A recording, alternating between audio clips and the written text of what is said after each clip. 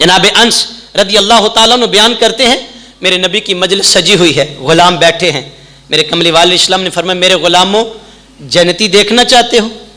اب یہ حضور کے منہ سے نکلا، میں نے کہا مہر نہیں لگ گئی؟ قرآن کہتا وما ینطق عن الہوا ان ہوا الا وحی یوحی۔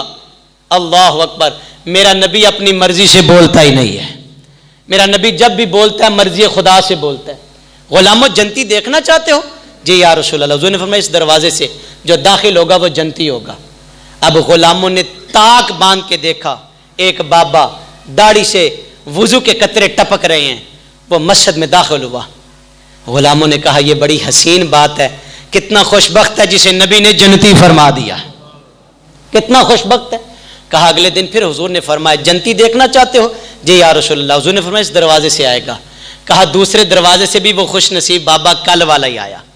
کہا تیسرے دن پھر میرے نبی نے فرمایا، تیسرے دن پھر وہ خوش قسمت بابا۔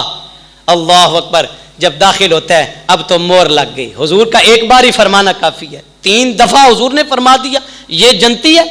عبداللہ بن عمرو بن عاص رضی اللہ تعالیٰ عنہ کہتے میرے دل میں یہ کھٹکا آیا، کہا میں جاؤں اس کے گھر دیکھوں تو صحیح، اس کا عمل کون سا عمل ہے جس کی وجہ سے حضور نے اس کو جنت کی بشارت دے دی، حضور نے اس کی جنت پکی کر دی ہے۔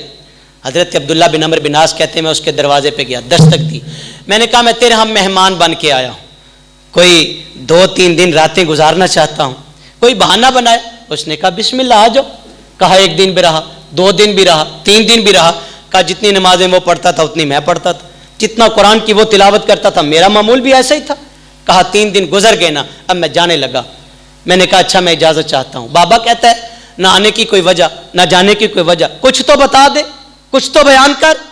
اس نے کہا بات دراصل یہ ہے میں پرکھنا چاہتا تھا تیرا کون سا ایسا عمل ہے جس کی بنا پر حضور نے تجھے 3 دن جنتی فرمایا ہے، حضور نے تجھے جنت کا سرٹیفکیٹ جاری کیا ہے، مگر مجھے تو کوئی ایسی غیر معمولی بات نظر نہیں ہے، جو نمازیں تم پڑھتے ہو میں بھی پڑھتا ہوں۔